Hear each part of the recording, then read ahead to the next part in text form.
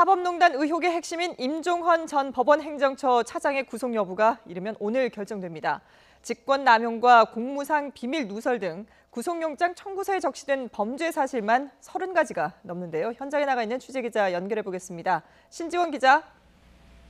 네, 서울중앙지방법원에 나와 있습니다. 네, 임 전 차장의 구속 전 피의자 신문 몇 시부터 시작됩니까?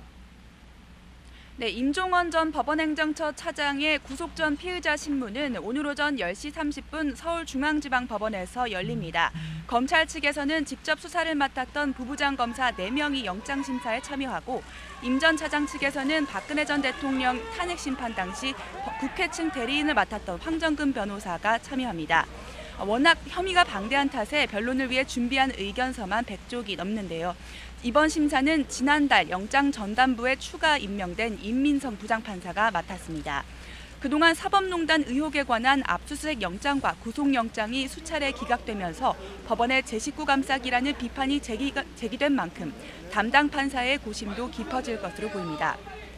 230쪽에 이르는 구속영장 청구서에는 직권남용과 직무유기, 공무상 비밀누설 등 30가지 내외의 범죄 사실이 적시됐습니다. 임 전 차장은 4차례에 걸친 검찰 조사에서 기억이 나지 않는다거나 정당한 목적에서 한 일이라는 취지로 답한 것으로 전해졌는데요. 양측이 팽팽하게 맞서고 있는 만큼 신문이 오늘 오후 늦게까지 이어질 것으로 보입니다. 자, 그럼 오늘 임 전 차장의 구속 여부를 가를 핵심 쟁점은 뭐가 될까요? 네, 앞서 말씀드렸던 임 전 차장의 30가지 범죄 사실 가운데 주요 혐의를 그래픽으로 정리해봤는데요. 먼저 임 전 차장은 강제징용 소송 등 민감한 사안에 정부 입장을 반영하도록 재판에 개입하고 부산고등법원 부장판사가 연루된 뇌물 사건 등에 관여한 혐의를 받고 있습니다. 또 행정처 심의관을 시켜 법관을 뒷조사하고 헌법재판소 파견판사나 영장전담판사를 통해 재판 정보와 수사 기밀을 빼돌린 정황도 드러났습니다. 가장 쉽게 찾아볼 수 있는 구속영장의 기각 사유는 혐의 소명이 부족하다거나 다툴 여지가 있다는 겁니다. 임 전 차장에게 적용된 가장 중요한 혐의는 직권남용인데요. 임 전 차장이 법원행정처 차장의 권한을 남용해 실제 부당한 일로 이어졌는지 입증하는 것이 검찰의 과제입니다.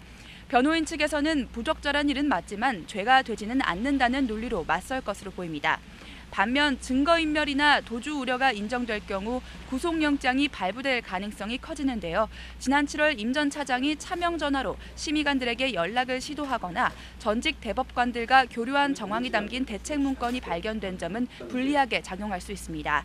지금까지 서울중앙지방법원에서 YTN 신지원입니다.